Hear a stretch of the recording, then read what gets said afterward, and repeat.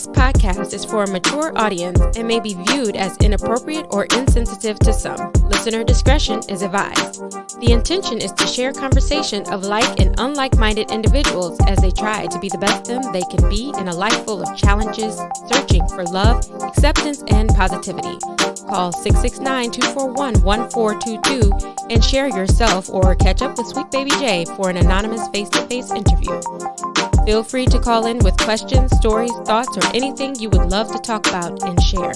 Nothing is off the table when talking sweet with SweetBaby Jay at 669-241-1422. Ladies and gents and ladies, once again, you are here talking sweet with SweetBaby Jay. As always, a no-face, no-case scenario, but we'd love to give the opportunity for anyone to share their name. Young Stallion, what's your name, man? You gonna share it? I'm gonna share it. All right, there you go. What's your name? My name is Glenn Graham 4.0, and we are cousins. 4.0. Some people still on 2.0. You on 4.0? I'm on 4.0. Ahead of the times. I'm not mad at it. Yes, sir. So what's good, cuz? Starting from the bottom, now you here. We go from way back. How would you say your beginning years were, just coming from the Bronx? Coming from the Bronx, like how far you want me to go back? How do you remember the Bronx? Right now, the Bronx is actually a beautiful place to live. That wasn't always the case, I guess, depending on where in the Bronx. Bronx was pretty tough at one point. I'll tell you what, my perspective now is the Bronx was always a beautiful place to live. It was rough. Where I come up, Bronx River Projects, it was a rough place. How my parents raised us, not street kids by any means, but I grew up in the projects. So the beauty part of it is that I learned there were a lot of other kids in the area that weren't into street life, and we all worked. We were doing what we had to do in terms of making money, whether it was delivering newspapers, the honest route. And then I had other friends that they were in the street life. What I learned from them is I learned about the streets. I'm not a street guy, but I learned how to move in the streets, avoid trouble. Like, I don't count my money out. Like, there's some people that still count their money at the ATM, straight at there. I don't count my money at the ATM facing the window. I learned from them a lot of things. And I also learned, unfortunately, a lot of them is not here today because they chose to keep going down that path. So I learned that you could be street smart as you want, but if you're not willing to give that up at a certain point, drug dealers don't retire, so to speak. They get retired. They retire you. So I learned all of that stuff, people incarcerated. And what made you stay away from that other than your parents guiding you towards a different direction? Because I think even these people that went down that route, I could only imagine their parents tried. But what made you stay the course? Just a little backstory about some of the people that I grew up with. Some of them grew up in single parent household, which doesn't really excuse anything, but it's different. I grew up, my mom and my father in my life. Some of my friends who also had both parents still chose the street life. One of the things was I was raised from early not to look for approval. So I think a lot of times people look for approval and they'll do things just to get approval. I posted a video recently and I was doing some nunchuck scenario online, and this guy from my area, he said, "Why didn't you ever join Wolfox?" Wolfox was a martial arts studio in my neighborhood, but I went to visit it. All the kids were doing it at the time, but I went there, and no disrespect to the instructor, but the way in which he was instructing them, it was like, if you ever watched The Karate Kid, where the guy punched you in your chest and all that stuff. I wasn't afraid of getting hit, but I was more afraid of, I needed to channel my anger, my energy somewhere positive, and I felt like an instructor, they have to show you about humility more, and I wasn't looking to hurt people or bully people, so it didn't gel with me, so I decided not to join there at the time. It sounds like there was a good guidance from your parents, and beyond that, you had a lot of common sense. You were not a follower. You were definitely a leader. You didn't need to be guided to do things. That, and also, I'll tell you what really changed, because I was doing dumb stuff. I'm not going to sit here and be like, I didn't do anything stupid. I did a lot of dumb things. One, I didn't think my life was valuable at some point, so I did a lot of stupid things, going places, hanging out with people that I wasn't supposed to hang out with. What really changed is when my parents had my little brother, Brandon, and Clarence eventually, but Brandon was the first. Greg was the one right under me. He was close to me in age, but when Brandon was born, I looked at his eyes and I was like, man, I have an idea what it's like for somebody to be a father, because I looked at my brother and I said, if I keep down this path, I'm not the worst guy yet, but if I keep down this path, how can I tell him not to follow me? What made you not value your life? What made you think that your life did not have that value to it? It didn't help growing up in a household where I was the black sheep at the time. There was a lot of difficulties I struggled with, like staying focused. So I was all over the place in terms of my attention span is short. I had to learn to control my attention span. I still suffer from it, but the difference is I learned to control it. So one of the things, if I get bored easily, I will be all over the place. And so they tried to put me in a special class. My mother, she told them not to do that. I avoided that. But just in terms of how I learned, back in the day, they didn't do a lot of studying. If you didn't learn a certain way, they just immediately was like, yo, this guy is mentally I'm special ed or whatever you want to call it, mentally challenged. And so a lot of times I started to take that with me as I became an adult. I started being, so when I said I didn't feel like my life had value, I was thinking that I can't get the job I want, or I'm limited in these areas. I started looking at myself as limited. And so when you look at yourself as limited, you walk around and you don't care. So I stopped caring about anything. So the establishment made me feel that way. Made you feel that your life had little value. Mm-hmm. Yep. I always say education is really about who teaches it and how they teach it, because you can really guide a child down one path by not investing in him, and you can also guide another by really showing that you have value. Yeah. What was the dumbest thing you ever did growing up? There's so many. Man, illegal firearms in my household. My father was talking about it recently, and I was like... He knew? No, he doesn't know. He has no idea. Well, he'll know now. I mean, he'll know if he listens to the podcast, but I'm a grown-up, so I mean... And you don't live in his house anymore. It is what it is. But what happened was there was a threat made on my brother's life, Greg. I started collecting firearms, illegal firearms, and I had them... You said collecting? Not yes. a firearm, collecting. I had firearms in my household. Okay. So I had like about 3 that I can remember, and I put them in the speaker. I had these big speakers, and I put them in there. Of course, I didn't have the magazine with them, but they was illegal. So the dumbest thing was I was in my house, and I was cleaning it. I didn't know there was one in the chamber. Get the hell out. Yeah, and it went off in my house and hit the bathroom tile. It made a hole in the wall, a small hole, because it was a small it was my smaller caliber, thank goodness. I believe it was a 25. Thank goodness it was that one that went off, because the other ones were bigger caliber. They would have put a hole through that wall. The issue is I had to lie. My parents were like, what was that noise? And I was like, oh, I think it was somebody shooting off. Because it was luckily for me, there was a lot of shooting in my area. So blame it on some random dude. One of the dumbest things, having firearms. And really what it was, I just had to make better decisions about don't be around those types of people. I didn't know. Did you even know how to handle a firearm, cleaning it, making sure that there's no round in the chamber? Because a lot of people buy firearms, but yet they have zero knowledge on the responsibility that comes with it. You see people in videos brandishing guns, and you hear the round go off. There's clearly a lack of knowledge when it comes to that. Do you feel that you had that knowledge? I had a lack of knowledge for sure. But one thing, I did have a certain level of respect for fire. I knew that it was dangerous, and I was not proud to have it. I was looking at it as it was a way to defend myself. So for me, it was never a proud thing. Like there's no pictures with it. I never took pictures with it. I see people nowadays, they be on the internet with it. I had it because my area, I was scared to be in my area. You don't see pictures of you with it. You're also from a different time. Nah, there was guys that I grew up with that took pictures with their firearms from back in the day. So do you think that there's a difference in how things were done then to how they are now with the youth?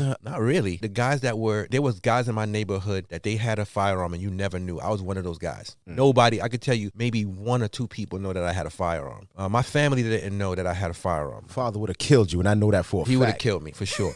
So what I know now, I should have never did it. But like I said, it's easy to be like, yo, you shouldn't have a firearm. But when you grow up in an area where where people's telling you they're not going to fight you. I never was afraid of fighting anybody. But when people start telling you, oh, I'm not fighting you, you too big. I started investing in every type of weapon that you could think of. Nunchucks, I had knives, and I had firearms. So depending on what the level of the threat you was doing, I was going to bring one of those things with me. He was a black Rambo. I was a black Rambo. He was a little black Rambo. Now you a 9-to-5 killer. Now I'm a 9-to-5 killer. Now those days, thankfully, is gone. And what you said earlier about knowledge, knowledge is a powerful thing, because now you know there's tools you could use now to defend yourself. You don't need to do anything illegal. There's definitely tools, and knowledge is a tool. There's tools you can use to get yourself out of a situation, meaning you could use those tools to change your location, change your address. Hell, learn something on YouTube, learn how to podcast, learn photography, buy a cheap camera until you can upgrade to another one. And now, as I said, you are a 9-to-5 killer now. Yes, sir. Taking no shorts, taking no gains. But how did you get here? How did I get here? Well, first of all, 9-5 killers, for anybody wondering, is anybody that I interview people that have killed their day jobs to pursue their passion. So one of the things that I've been in my life consistently is the need to do better and be better. But a lot of times you are not rewarded for untraditional thinking outside the box, being a leader. People say that they want leaders, but they tell you what to say and how to lead. So I was never really with that. I struggled a lot at jobs. And it's not because people think that I'm anti-establishment. I'm not anti-establishment. What it is you have to explain what it is you want me to do and what's the origin of it. I'm not just a person that's going to just follow what you say without question. And working at a job or several jobs and that being happened and being let go and being fired or just not getting promotions. This is how 95killers was born. My last job, I was there for 7 years, and after being passed over countless times for advancement in the company, I decided to start 95killers. It was just a way to express myself. I was frustrated. And what they did was they didn't allow me the position to move up. It started out with a movie idea, and then I said, "Be cooler is starting this thing and then leaving my job eventually,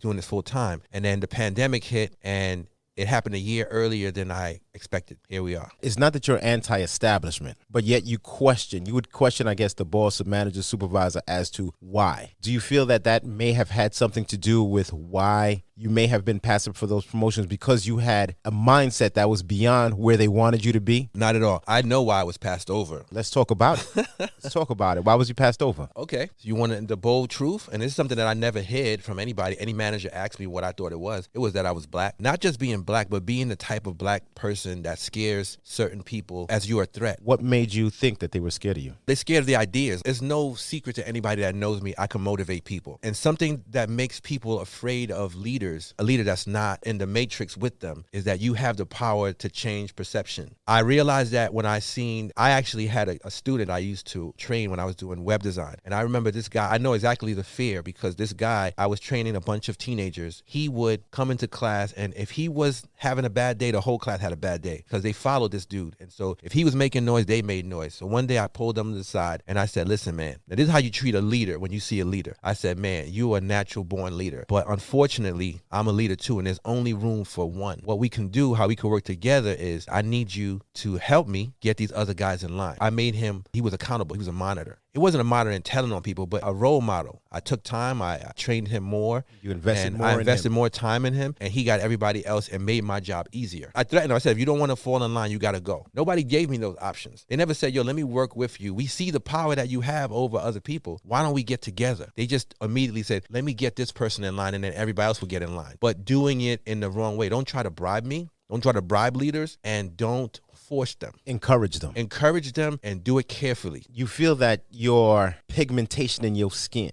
had a big factor to do with it? Big factor. Now, there may be something else as well. What's that? Truth be known, anyone that sees you, you're no chubby guy. Did you ever feel that also your physique may have had something to do with it? The fact that you take care of yourself, that you are knowledgeable about your health, you present yourself in a way that sometimes people actually take offense to that? Not really, because I would say that if they didn't use me for certain things. They tried to use me for a commercial. They used me for one. It was an internal commercial. And because I've come from that world, I told them, as long as it's internal, you can use it. And I was paid to do it. And that's where it stayed. After I shot the commercial, I signed a contract that said it would go XYZ. They came back to me with another contract saying, "Can this be distributed somewhere else outside of the commercial?" I said, "Well, we got to redo the contract and it got to be different." So they don't like that kind of questioning by people. Like some people go, if you have a job and your boss said, "Hey man, you know what? We didn't think to do such and such. We're just going to have you sign this new document and then we can get it to everybody so everybody can have the commercial." Everybody else was like, "Yeah, sure." They signed it. And then I didn't sign it. I'm the only one that didn't sign it. And I'm telling you, they actually said, "Well, until Glenn signs it, we can't let you guys see the commercial for your family." And then people were mad at me who didn't know better. And I said, "I'm fighting it for you as much as myself." Those kind of tricks, like, don't play stupid. I know I've been in this world. You sound like someone that knows your value, man. I know my value, and I know that you can't come with a new contract without talking about a new deal.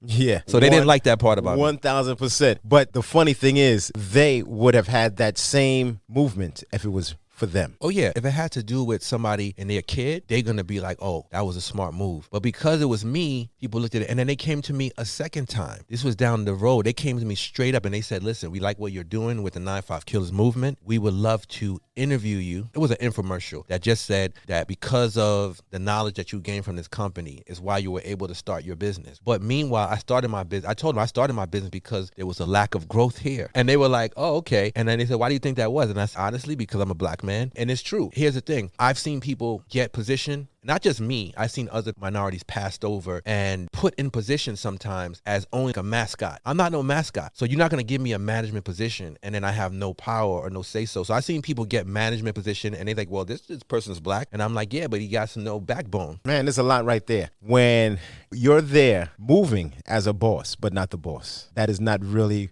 well never going to work. One thing I could tell anybody listening to this, right, is I know that doesn't make any sense.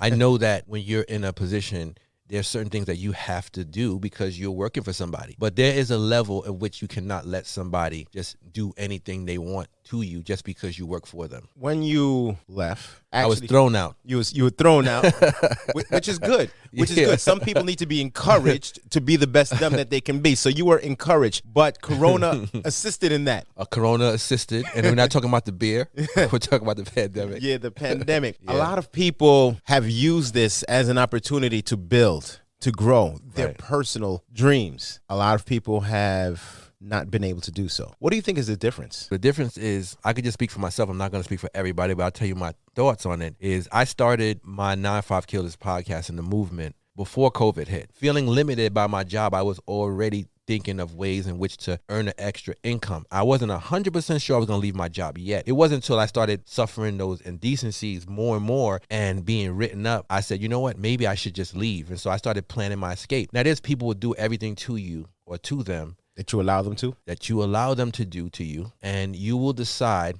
to stick around and you have a reason. Now, I respect that reason, but you see what you have? You have professional mics. You have a camera. You have a job, but you've invested in something that will eventually bring you stability and money down the road. Well, you cannot pass your job or your education on to your children, but you can pass your business on. So the fact that you invested in those things, you are already on the path. I started investing the money, and that's why I stayed at the job. I have so much equipment that I could do a radio studio in my crib. So basically what I'm saying is the people that don't take advantage of the time, and whether that is money that you're making from your job, whatever reason you have for staying where you're at, is maybe it's your vacation. You love taking vacation. Maybe the lifestyle that you live. It's just a matter of prioritizing and cutting back on some of those expenditures and really investing in yourself and your family, and then you can move ahead. Use what you have to get what you want. Use what you have to get what you want. If they taking your time, you can't be with your family, how are you going to take that money and go and buy something that doesn't bring you closer to making an extra income for yourself? What had me start podcasting, I had a dream job. Always wanted this job, but while I was in New York, it just never took. I had to actually not really falsify my resume, but there was a gentleman that said he always put honestly what he was on his resume, black male. He never got a position, but he changed it to 2 or more. I actually never got called, not even for an interview when I put black male, but I changed it to 2 or more. When I did that, every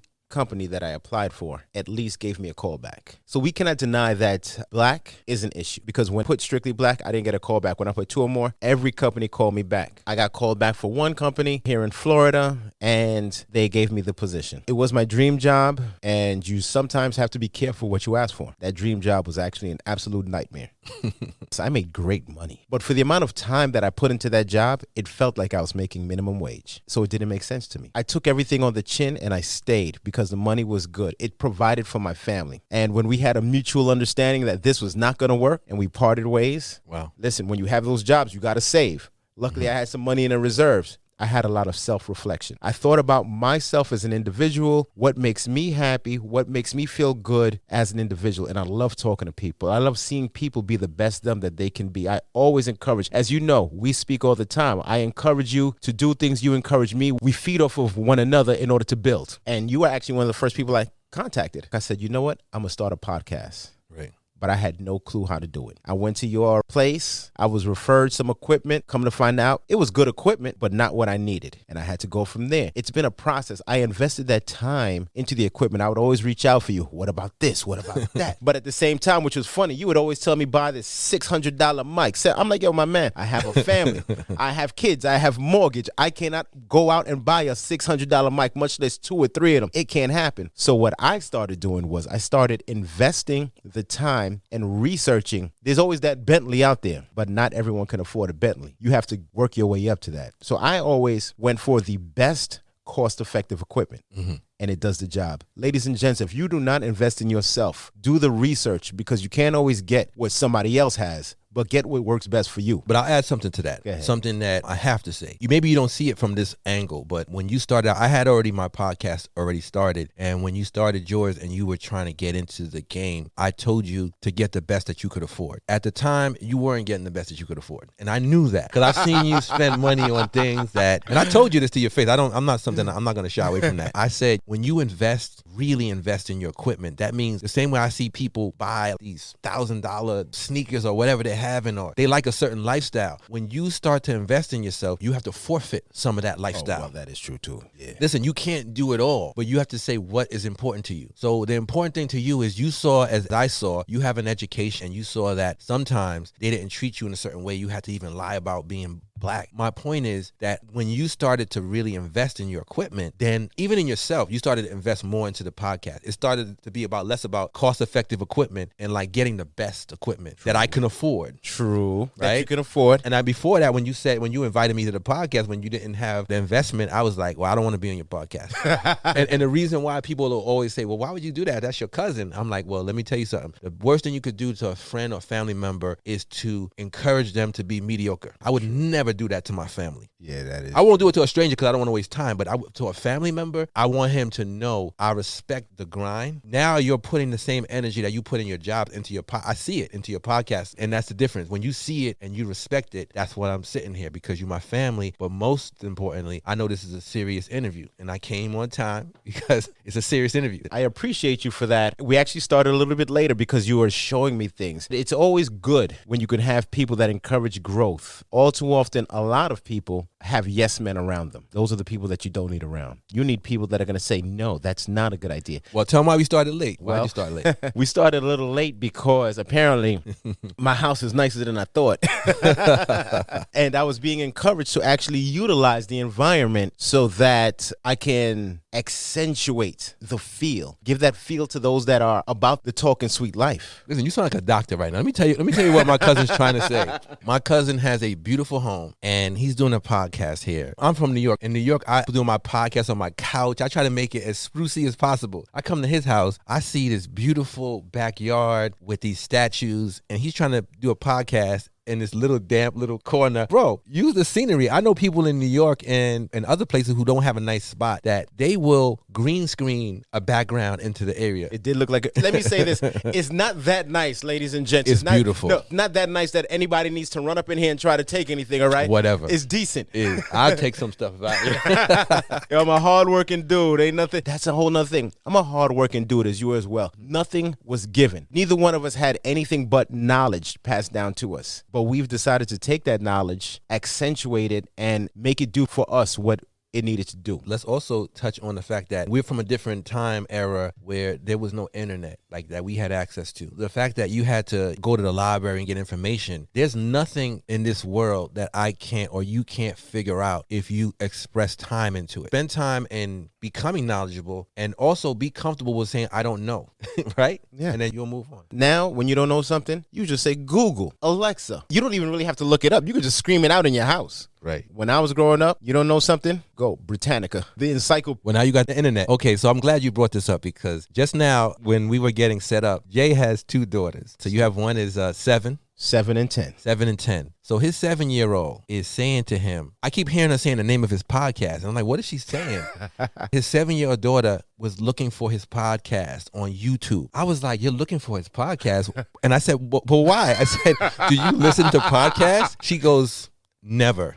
I said, so why are you looking for your father's podcast? And she said, because I want to know what my father does. So that brings me to my question for you. Sure, hit me. You have two daughters. This is probably the most PG podcast you've ever done. But your podcast has a lot of risque undertones. Did you ever expect that your daughter would look for your podcast this early? This early? Absolutely not. So the podcast that I'm doing now, Talkin' Sweet, is not my first rodeo. I used to do a show at a college, and because I'm a father, I've had to bring them to the studio in which I did my show with them there. And it was cute. They would put stickers, Daddy's my champion, all this stuff all over the window. My co-host loved it. He's, oh, this is so cute. Moving forward, yes, some of my material is risque. But the life that we live can be risque. I don't believe that anyone should be sheltered from all that's out there. And at the same time, they'll eventually know. I would have never thought that she would ask for my show at 7.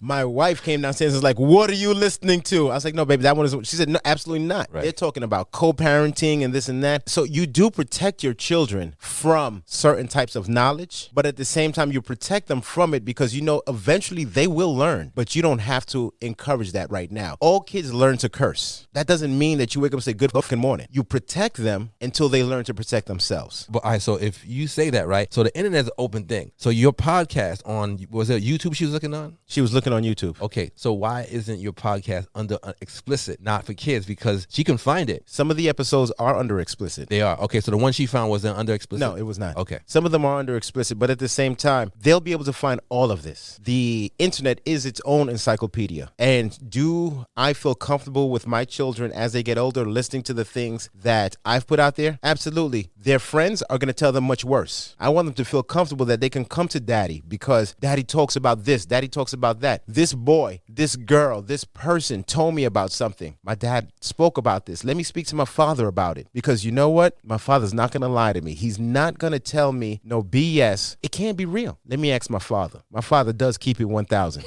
And I absolutely will. I keep it 1,000 with everyone, whether you're considering yourself to be at the lower echelon of life or the upper echelon of life. I speak to people all the same. And I've said this, we're all human. I treat my children as they're human. And they need to know that things are out there. One of the episodes I did was with a gentleman that travels abroad for sex. Am I comfortable down the road knowing that my daughter would be knowledgeable about that information? Absolutely. Because if she finds herself in a relationship with a gentleman that goes to this one location all too often by himself, and no, sweetie, you need to stay home and I'm going to go. No, babe, this is one of the things that he may be entertaining. So don't be a fool to the situation. A lot of the episodes that I've done, and some people listen, they say, I didn't know that was out there like that. I didn't know this existed. I didn't know that there was such a thing as 50-50 parenting. I didn't know that there was such a thing as sex tourism. I didn't know about the lifestyle, about swingers. No, because that knowledge at the same time where some may think that can be a detriment, it's actually the same thing that can protect you. Knowledge is power. I agree with that. I mean, amen. I have zero problems, zero issues with my children when they become of a certain age to be very knowledgeable of the things that I spoke about on my show. They should know. Agreed. Any other questions for the king? No, you answered it. You answered it. As we say on Talking Sweet, nothing's off the table when talking sweet. We talk about those things, and at the same time, as I said, I keep it 1,000. I did an interview at a location about a few weeks ago. The owner of the establishment treated me in a way. I went there, and I was going to advertise for his establishment, but he kept pushing me, you should do it outside. It's better you do it outside. The place was empty. And I said, hey, I think it would be nice to do it in here. I could promote your establishment. The bartender's with it because I will comment on his drinks as he's bringing me the drinks. And he kept pushing me outside. Okay. So you're saying that he wanted to do outside because of why? He said that, just kept saying, he thought that I was going to take up space, that I was going to stop from his clientele coming in. That wasn't there. That wasn't there.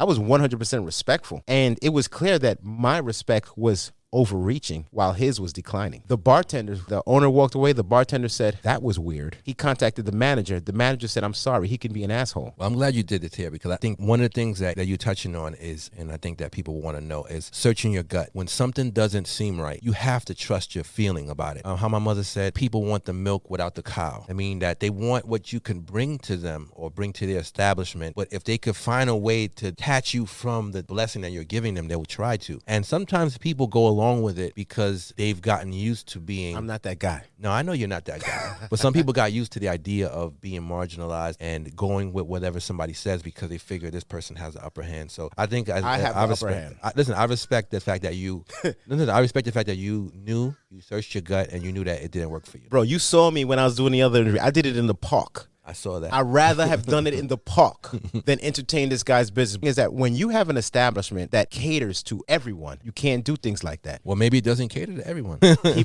People come there and they pay. No, but I mean, here's the tricky part. It may not cater to everyone, but everyone is allowed to come there and pay their money. Right. And I was paying for my drinks. No, but all right, so here's the thing that we have to do as people, we have to do. And Muhammad Ali said it a long time ago. I don't know if you ever saw this interview, but Muhammad Ali said, I don't know why they protesting these people. And he was talking about some establishment where they weren't letting people in. He said the person said, we don't want you here, and we keep going there. The thing about it is when somebody tell you once, I like to be at a place where I'm invited, welcomed. Yes. So that means even if I go to a place and I sense that you don't want me there, I don't come back. They did enough. You know what you do? You do an interview and you do it in another place that's close by. And if ever they find out, then they already missed the train. And then you explain what happened. Bro, let me tell you something. Not only would they find out, I would let them know. I let them know. What can you do when it comes to something like this? I am my own boss. You are your own boss. And that's the beauty about doing this. We really can maneuver how we feel with respect to those that listen, those that encourage, those that allow us a platform to be in their ear. It means a lot. We greatly appreciate it. So we will maneuver within those boundaries. But at the same time, do not think that because you're looking at me like, who is this guy? I'm a guy on the come up. So treat me how you wish. There will be some repercussion. I can entertain you and you can entertain me. You can disrespect me, and you know what? I won't disrespect you, but I will be very indifferent to you, which is probably worse. I give you no energy. True. That's why we're here. Why would have did it like that? Listen, because what do I got to lose? I mean, your time, but that's about it. No. It's not the time. Trust me, I take much pleasure in seeing him. That interaction would actually allow him to maneuver better with the next. Mm-hmm. So it may be time, but it's also education on both people's part. It all depends. One of the things, and I'll tell you that the pandemic, I've learned from the pandemic. And I was talking to a friend yesterday. He celebrated his 30th birthday, and he had an amazing event. He did a Zoom call. And I was about to say, wait, amazing event. Amazing event. Oh, on Zoom. Zoom. Okay. Shout out to my boy Anton. He's actually the dude that the music at the end of my podcast. Oh, well, your music is dope. I got to hit him up. He's dope. So I think he had people from around the world that showed up. Even it was a country that I forget which country it was, but there was a game going on. And they said, listen, there was an important game going on. And I was like, oh, this guy's going to leave soon. He said, but your birthday was more important than this game that I'm at, right? So I'll put it to you like this. One thing that I've learned from the pandemic is investing our time into things and with people that get it. Some people don't get it and they're not supposed to. One thing that I've learned is just when somebody doesn't get something, we could force them to try to get it. You might make this person see certain things. But me, if at a certain age, you're beyond teaching to me. Like, people that want to learn, I teach. I'd rather invest time in somebody who wants to learn and says, look, I don't understand it, I want to know more. I will invest in you. Because think about this. Every moment that you spend investing on a person who may get it, as opposed to somebody who gets it and wants to learn, you losing time. That's why you see I'm never in a rush. True. I'm almost never in a rush because I only invest in people that want to grow. I don't water dead flowers. You saying that is just like Mike Tyson. Do you know how many people watch Mike Tyson fight wanting him to lose, wanting him to get knocked out? But my man trained. My man, he did every defensive move to make sure that that was not the case. Right. And we also have to maneuver like that. We also have to bob and weave. So people see what you're doing, and there are those that lock in. They're entertained. They love it. They respect it. They encourage it. They're supportive of it. But there are also those that seem to want to see your downfall. How do you entertain, or how do you engage those? Well, put it this way. There's a quote from a movie that I love. I believe it was American Gangster. And the quote was, you could have enemies and have a lot of money, or you could be broken, you could have friends. So the thing about it, when you are not doing anything, people, and I won't say a vast majority, but a vast majority, I must say, that don't do what they're supposed to do. They hang around with other people that don't do what they're supposed to do. And there's a comfort in that, because you can't be judged by somebody that's doing worse than you. When you're around somebody that is striving to be better, at first you're like, man, look at that. Isn't that cute? And people love to support the come up. But when you start to hit those marks and you start to go into their area of where they think that they are and where you are, people get jealous. People try to stop you. People close to you, family members, friends, it doesn't matter. There's no person that won't put a little salt in there. The difference is when you no longer see it. I no longer see it. I see it, but it doesn't affect me to the point where... I'm like, how do you not see it? No, I see it. I'm aware of a lot of stuff that happens. The thing about it, I used to wonder why. I stopped wondering why. Exactly. It's not my job to figure out why you don't want to grow, why me growing is assault on your business or on yourself. So the best thing that I would tell anybody listening to this is hunker down, keep people around you that want to celebrate you, but also there's a part that people never say this part is you have to learn to celebrate other people. Sometimes people don't celebrate you because you can't be comfortable with saying, this is not my time, this is their time. time. You know how many times I've been in a situation where a person is at a spot and they are there to celebrate someone else and they make it about themselves. Whether it's a birthday or it's a wedding, I've seen people find a way, oh, I don't eat that. I need the best of this. And just make it a whole scene where me, if I'm at your wedding and I'm there to be there for your event, I'm not going to be no divo or no diva. So the thing that I want people to understand is worrying about those people and how they'll respond. They're not well. So listen, they're not well.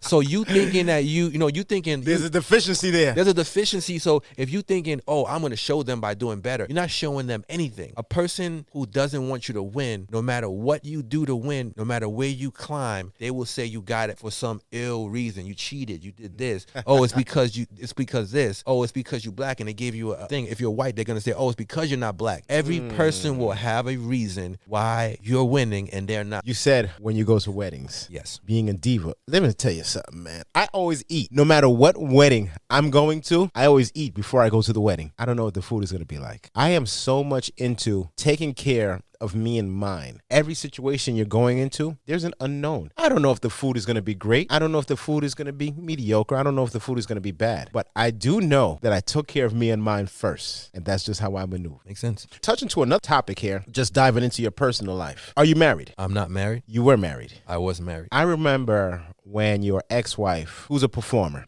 and she was on Broadway. Right. And I remember like it was yesterday when she came, we actually had dinner before she auditioned for that show. And she's like, I don't know if I should do it. And my response to her was, why wouldn't you do it? Let them tell you no. A lot of people seem to tell themselves no instead of taking that challenge. Go into it and saying, I'm going to throw balls to the wall. I'm going to do my best. They tell themselves no before. She's grown very successful from that. But at the same time, that is also your ex-wife. How do you maneuver having an ex-wife? Does she support what you do now? Do you support what she's done even after the breakup? Because I never understand how is it that people come into their lives, with someone that they said that they love, someone that they encourage, someone that encouraged them, and now you're like FDB. Put it this way, that's a tough question, and I'll tell you why. Not for me, but I think it's a tough question in general, expecting support from anybody, right? Not expecting. No, but here's the thing. Okay. You said that some people, they say they loved you, and now they don't support you, right? Yeah. So I'll put it this way. Yes, my ex-wife is supportive. I'm supportive of her, but beyond that, she has another life. I have another life outside of that. I can't factor in whatever another person is doing on their end. I think that when I think about support, even from somebody that's with you, with your current wife, with your current girlfriend, when you learn to stop looking for support from anybody,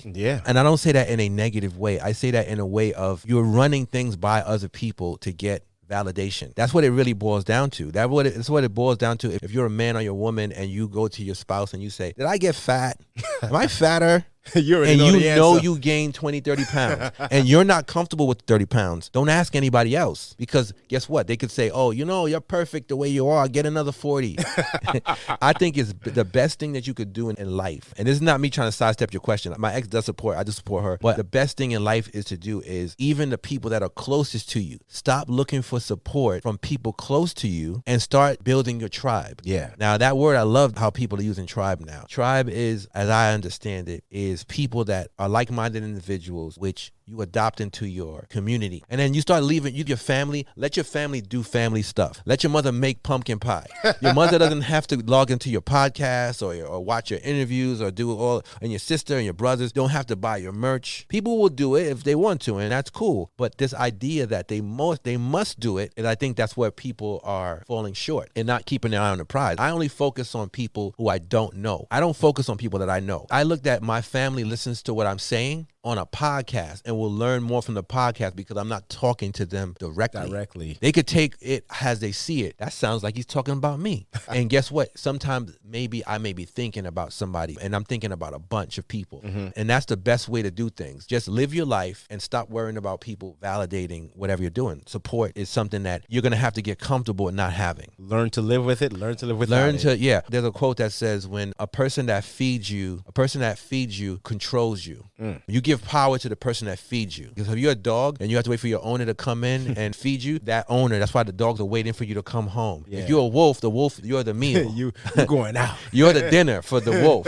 You don't feed your wolf, the wolf will eat you. For that reason, wolves are not house pets. They're not good house pets, right? But that's the thing. We get accustomed to people catering to us and having to support what we do, and we don't need that. As you have, because that was your ex-wife. Yeah. And now you're in a relationship with a young lady that I find to be very beautiful, not just on the physical aspect of things, but actually mentally. She doesn't really say much. She's quite the quiet bird. She doesn't really say much, at least to me. No, well, listen.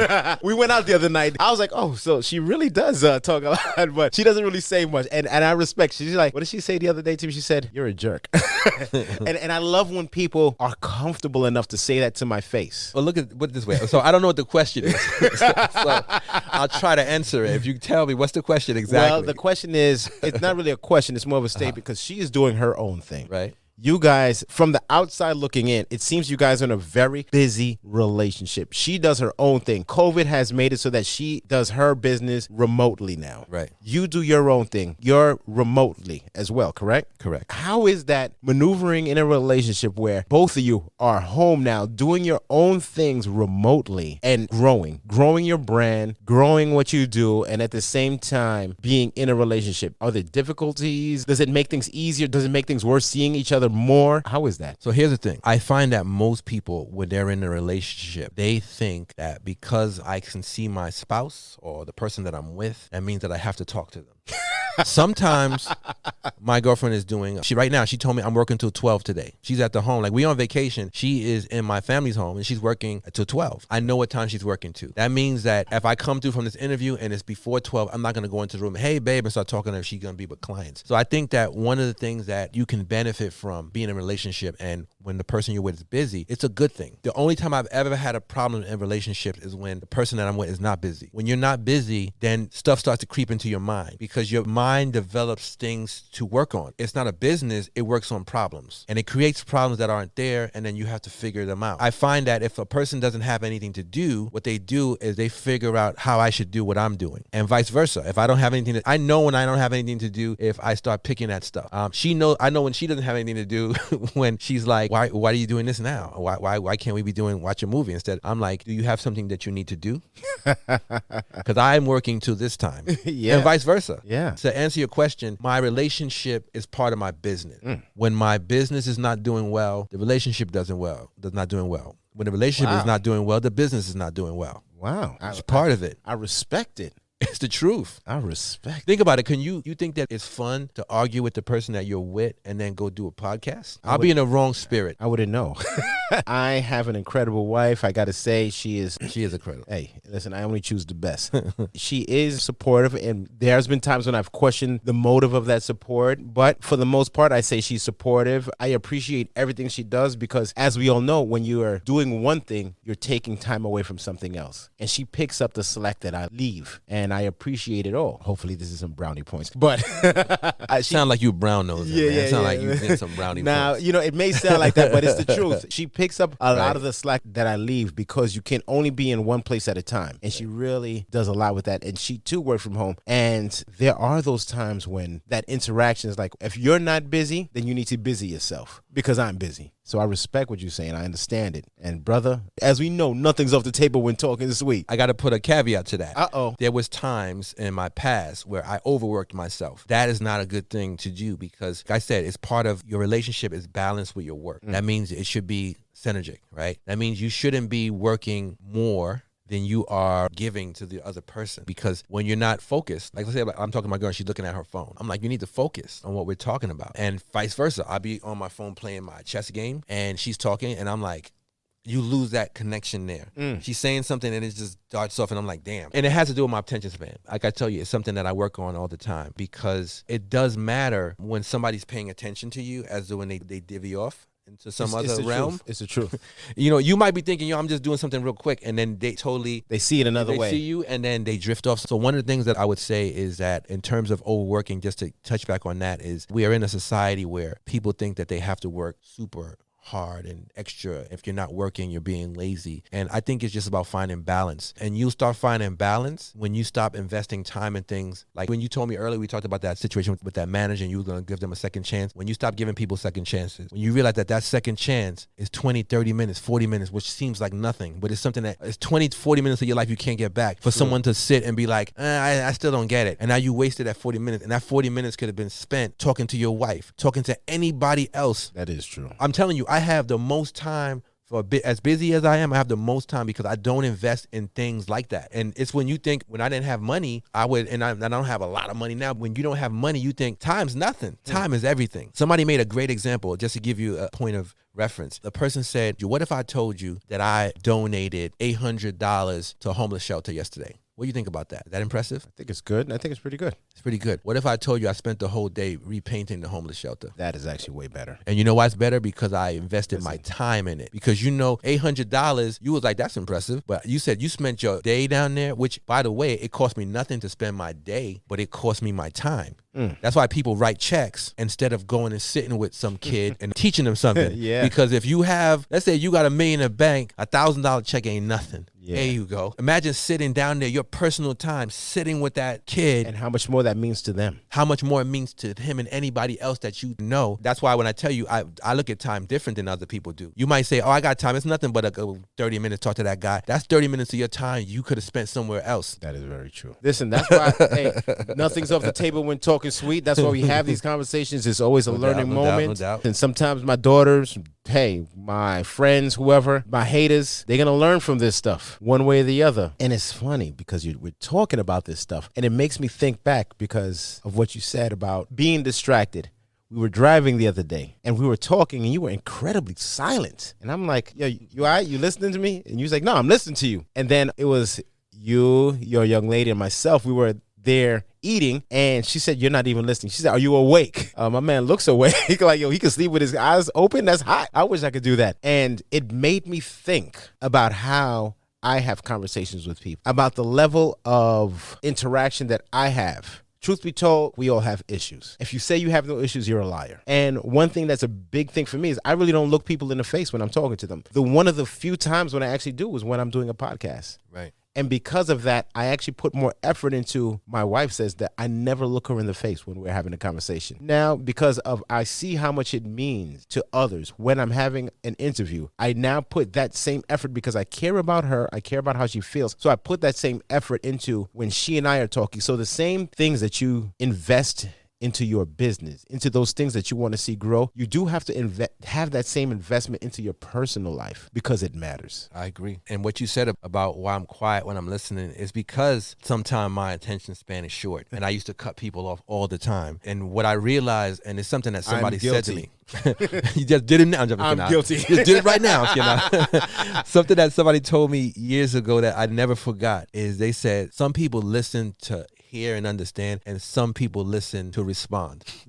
And I was like, damn. And they didn't say that that's what I was doing, but I took it. Why would somebody tell me something like that? And I was like, yo, and then I evaluated myself. And what I did think about is, even when you argue with somebody, now I'll be listening to see if I could find something in that argument to agree with. Before I was looking, how could I defend myself? And when you're doing that, you're not really listening. That's why I think sometimes people think that I'm not listening. And I got to be careful because sometimes it looks like I'm zoning out, but I'm really taking in your words mean a lot to me. You're in sniper vision. I'm in sniper vision because I'm hearing your words. So when you say something to me and I could tell you what you said, like yesterday you said something to me, I forget what it was, but I was telling you, no, you said this. It was a subtle nuance of the word. You might say something like, I believe in every man. And I said, well, I don't know if every person, I don't mean every person. I didn't say every person. I said, you said every person. And you said, well, I mean some people. I said, okay, I accept that. And it's those little things. That some and all, those two little words mean a lot to somebody. So say what you mean what you say. Yeah, so it helps me. Maybe listening so much could be frustrated people. Nah, I'm going to say I appreciate it because that small interaction made me think more on mean what you say what you mean. Listen, bro, I appreciate you for having this conversation with me. You here talking sweet about 95killers. We bringing the two together. It's a beautiful moment, and I appreciate you for it. No, thank you, man. It's a pleasure being here, man, for real.